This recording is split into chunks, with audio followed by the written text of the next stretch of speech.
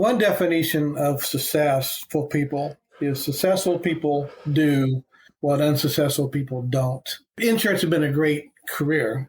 It's getting a little more demanding. Buckle up. It's the Insurance Dudes Podcast. That reinvestment is what multiplies the thing. You growing those two books in that relatively short amount of time, I think you have an understanding that anything extra goes right back in, right? Otherwise, it's gone. You're not out buying boats and going to Vegas and that kind of thing.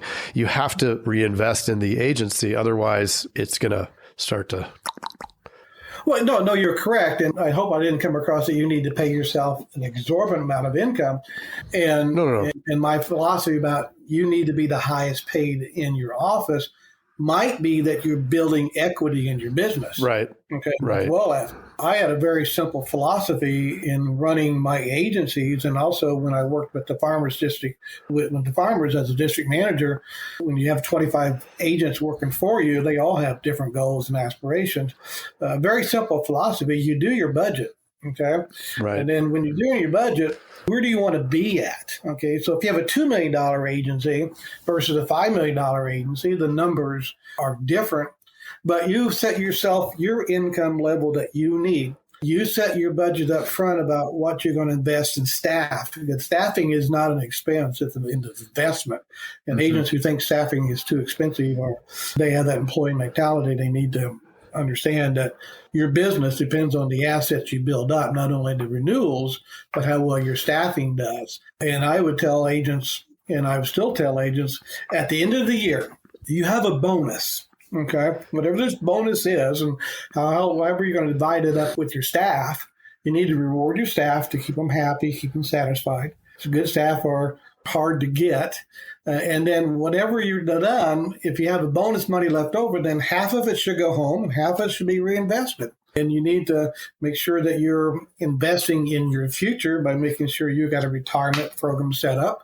So I know a lot of agents, and the bigger the bonus is, the more money they spend and the less money they have. So you got to be smart about being that business person to do it. And since we're going to be talking about staffing, I'll do my little cutism that I have out there and stay point. You should hire slowly, fire quickly. And then the one that people always kind of raise their eyebrows about at me is that you can always replace someone who's not doing the job very easily.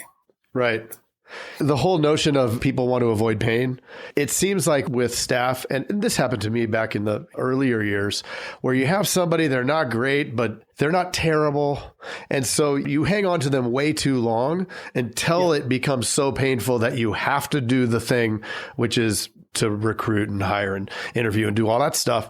Whereas now we're always interviewing. Because you never know. You never know when you're going to lose 3 people all of a sudden because somebody else grabs all 3 of them or whatever happens, right? And so I think that being prepared is so critical in this, and also foreseeing what is going to happen. Okay, well, if the commissions are going to go down or whatever, knowing what's going to happen so you can play that out, not just sit here, well, this sucks, this isn't fair. It's like, well, it is what it is. I need to figure out how to adjust, right? And I think it's just people in general don't like to change, don't like to adjust. That's a really, really important skill set to have as an agent. You're true. I guess if you're in a smaller town with a little more personal relationships that you have to be concerned with, you never want to hire your cousins or your daughters, or be honest with you. I've seen agents do that, and something happens, you're all gone because it all happens same thing. And so I'm not against hiring spouses and staff and kids, but you need to make sure that you hold them to the same amount of responsibility that you would someone else. But what I said about the thing about it is that your business, when you're growing your agency, you got the growth spurt of it, okay? And then you used to be able to have the maintaining part of it, but most captives companies are making that maintaining part a little more difficult. And they always want you out being the hunter versus the cultivator. So you always got to find talent. If you have someone who you have worked with and trained, now these captives are wanting to turn all the service people into salespeople, okay? And that can happen and can't happen It's another one of my old sayings that someone from Kentucky told me. If you have a turd as an employee, excuse my language, and you polish that turd and you keep polishing and polishing, what do you end up with? Polished turd. A polished turd. And so that's no better. It might be shinier, might be prettier. So that staff you work with, who can't get to change and you can't get to improve and you can't get their skill set and they don't want to grow with you, then that's why I say that sometimes you need to replace a person. The person who doesn't do what you want them to do, you can find that guy or girl next off the street tomorrow. So it's tough to get rid of staff. I mean, no one ever wants to avoid that. But, when I owned my retail stores and I had 60, 70 people working for me, it was a lot easier to replace those than when I have 3 staff members who I know the family, know the kids. Those are tougher to make those decisions. But still, you're probably doing that person as big a favor as you are not to let them get on to a new career or something that they might be good at, might thrive at, versus staying in a position where they're not comfortable. Yeah, 100%. I agree. I mean, I think it's one of those things that if you take the emotion out of it or the dire need for that person, and it's like, dude, you want the best for them. So if they don't like it, it's like, why would you stay here if you don't like it? Like, why don't you get into something that you really like? And it's better for both of us in that way. And why do agents stay in positions and jobs that they don't really like either? I mean, you got the fear of the unknown is really what it is. You're comfortable somewhat and afraid to take that next step. So people always ask me, what would I do? And I said, well, you know what? I sold my Farmers District office at age 55. I sold my captive agent at 62. So I'm not the person to ask that. Right. Well, I think some of us are wired differently. Yeah. To your point, the fear of the unknown is what most people have. But I'm sure you're the same way. It's like the fear of the known to me. I can't do the same thing for 50 years. That's how to, but for me, that's I just can't. The opposite. Yeah. I'm attracted to the unknown because there's unlimited potential and possibility. Yes. So this next step, you are right, Jason. You're wired differently. And my wife, I would always cringe both times I did those.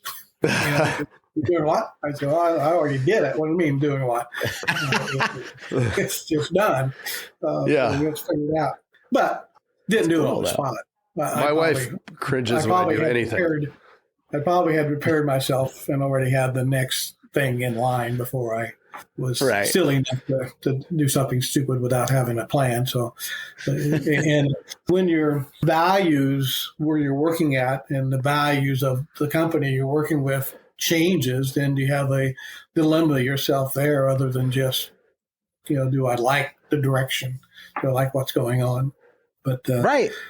Which isn't a bad thing. I mean, heck, if you built your organization like a good business should be run, I'm sure it's scary to make those moves and the decisions, but I mean, you can pivot and run your good organization with selling any product. Right. I think that's kind of the equity that you'd like. That's almost what keeps my head straight, right? Is okay, I'm going to do what I do for my personal organization. And if I ever feel like the product that I'm selling or the company is going in a totally different direction that I absolutely don't want anything to do with, I'd be cool, man. I want to keep doing what I'm doing, but I'm going to do it with a different product. Right. Find the opportunity. And there's always the opportunity. There's always somebody winning. Identify who that is and do what they're doing. And that's always easier. It's very easy. Yeah. Huh? Most insurance agents want to share and willingly share with each other. Most of them have, and this isn't being negative, type A personalities, big egos.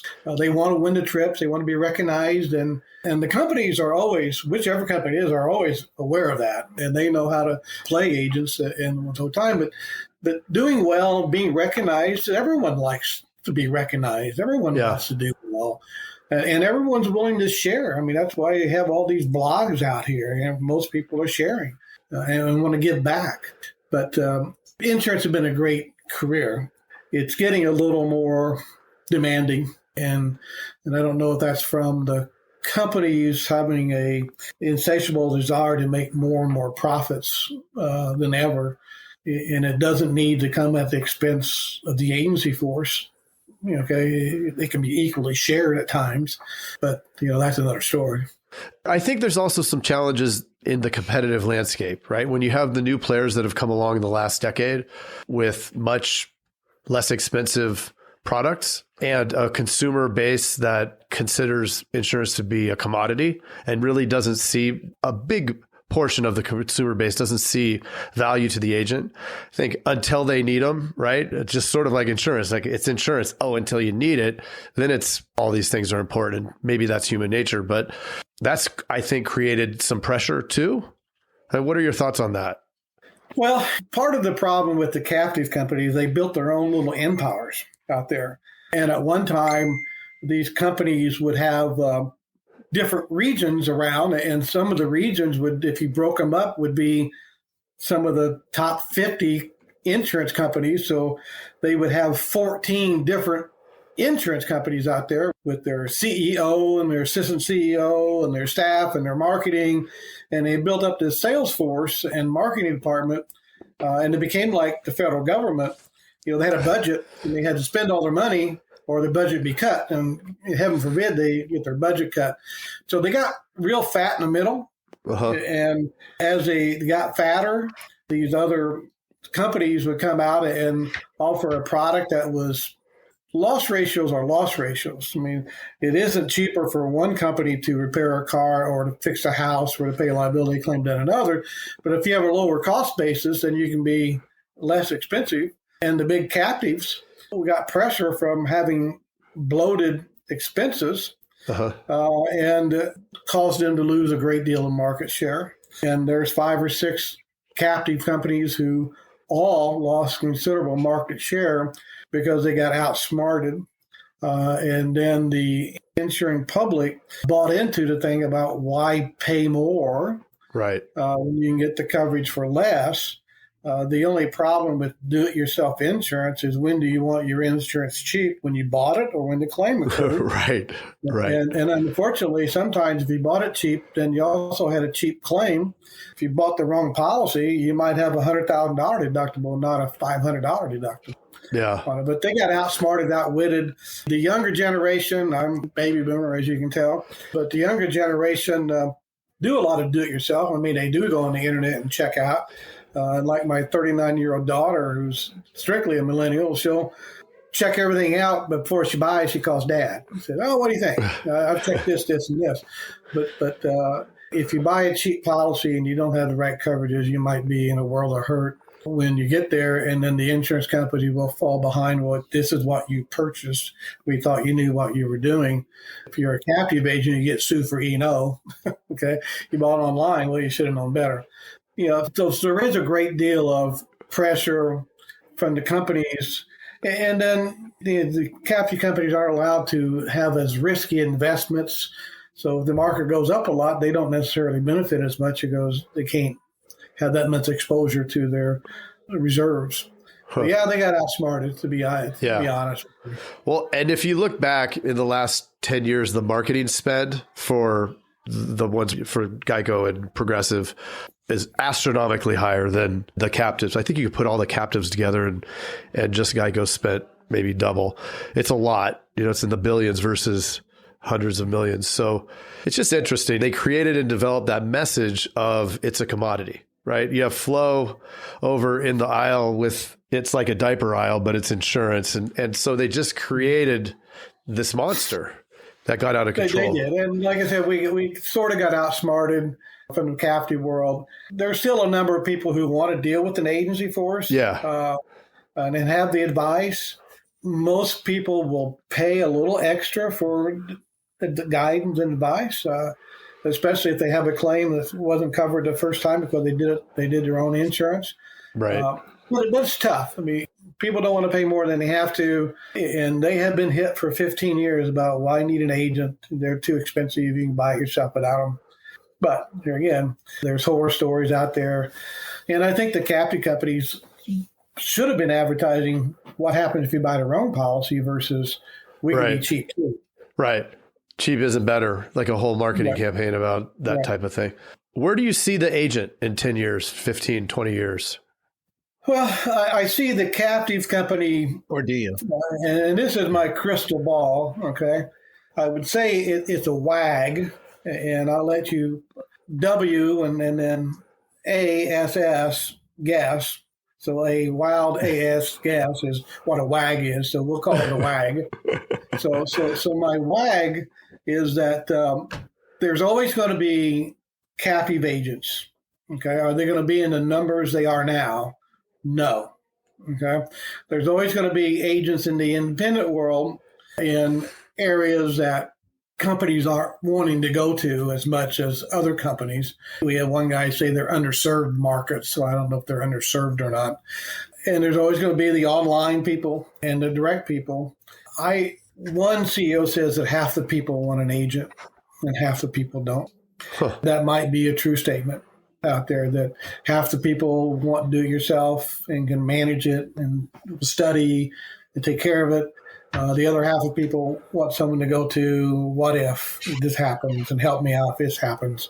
So I would say that most of the captive companies that I know of are going to have a declining captive agency force.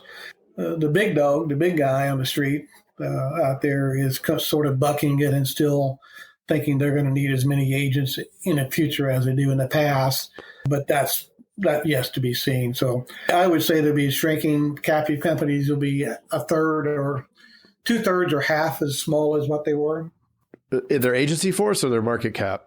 In their agency force. Okay. In their agency force. I tell people that if you're the mom and pop agent where you have one or two staff people working on 123 Easy Street in hometown USA, and have a $2 million, $3 million agency or smaller, and think that you're going to survive technology and the shifting winds and sands of the insurance business, you're going to be disappointed. If you're willing to invest and get a larger agency where you have 8 to 10 salespeople working for you and want to chase have the hunter mentality, where you're always going to be hunting for new business, and hope that the company reputation and claims and price will get people to retain with you, and do a little bit of service work to help with that retention, take a lesser commission per policy, you could be fine. But you can't sit on the fence. You either going to have to go all in and do the investment, do the staffing, do the marketing, understand that you're not going to be able to work hard for 5 years and then live the next 10 years on renewals. You'll be fine. You just hope that you're with the right company and in the right marketing place. I told one almost CEO, but was a pricing product manager one time, that the world was not full of pink houses on cul-de-sacs. Okay, so I'm from Indiana, and I actually saw John Mellencamp play at a high school prom in 1968.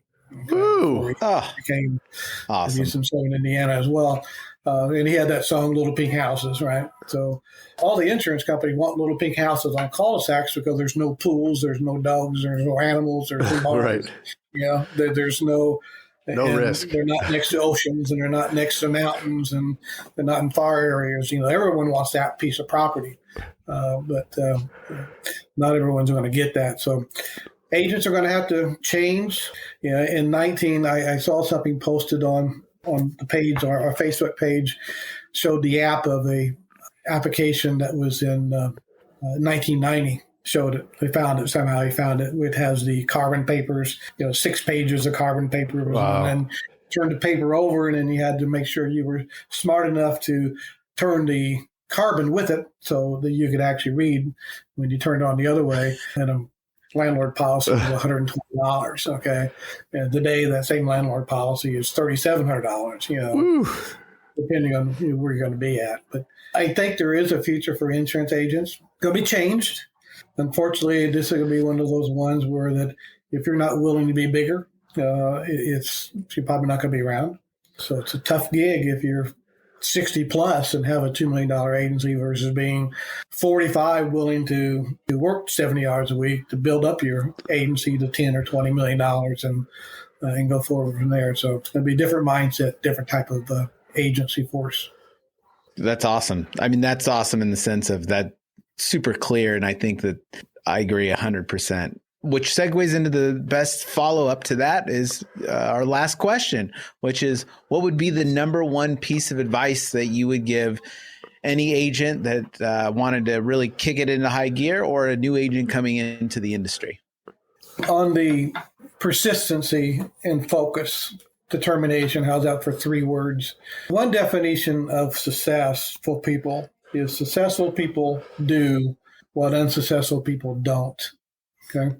So a successful insurance agent is going to do the marketing, going to do the hiring of the staff, going to train the staff, going to have the 3-5 year business plan. They're going to be knowing what they're going to be doing for the next month, not walking in on Monday morning with nothing to do, hoping the phone rings and someone wants to buy a car policy. Those days are over with, and you need to be more of a business person, as we talked about up front. Business person first, salesman second. Okay. And knowing that you have to be focused and determined. And then you need to be in the right area. If you're in farm ground, you need to be focused on farming. If you're in a city, you need to be focused on what's in the city going forward. So determination, focus, persistency, a plan. The new agent coming in, well, they should have a mentorship for all new agents. The success rates of someone coming in scratch and borrowing money from mom and dad's 401k to start an agency, not necessarily a good investment for mom and dad. Yeah. I would think they should have a 7-year servitude like they did back in New England back in the 1600s. Well, Ted, this has been awesome. Such good insight and information. If people want to check out NAPAA, could you spell out that website for us? So, of course, it's NAPAA, the NAPAA-USA.org. Cool. www.NAPAA-USA.org. And there's resources, and unfortunately, we're up against the wall here, but lots of resources there. Great group for agents to go to and really connect with other agents. So we really, really appreciate and are grateful for you coming on. Thank you so much. Yes, we'll talk to you down the road, hopefully, and continue the conversation. Thanks for having me Ted. on. Yep. Awesome, Ted. Thanks so much. Hey, Jason.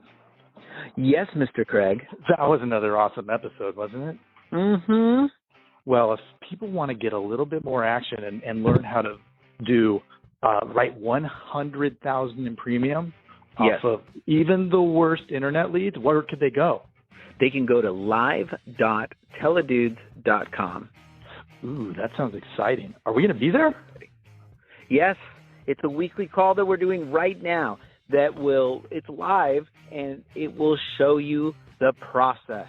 The entire process is super awesome. I love it. Let's do it. Let's do it. Sign up right now, live.teledudes.com. Live.teledudes.com. That's live.teledudes.com. Hey, Craig, there's a new community that we are starting that I cannot wait to tell everybody about. It is our live texting community where you and I are going to answer people's questions and give them free content, right? Are you kidding me? We get Yep. to talk to them? Yeah, which is awesome, but they have to opt in. They have to text us at 520-214-2219. That's 520-214-2219. Nice. I'm going Craig, are you going to respond to these texts? I'm going to respond to them for sure. Live. I'm into it too. It's going to be Well- awesome. And it's going to be our new texting community where we're going to get back to everybody that we can and drop some crazy content, free content, and free the calculator that you just came up with. That's right.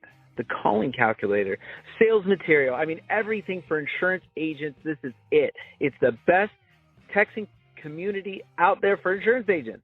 Well, what the heck is that number again? I can't remember it. It's 520-214-2219. That's Okay. 520-214-2219. I love it. I'm going to text it right now. 520-214-2219. All right. I'll see you later, Mr. Jason. Bye, Mr. Craig. Wait, do they even listen to this on the radio anymore? I love it. I love it. Nice. All right.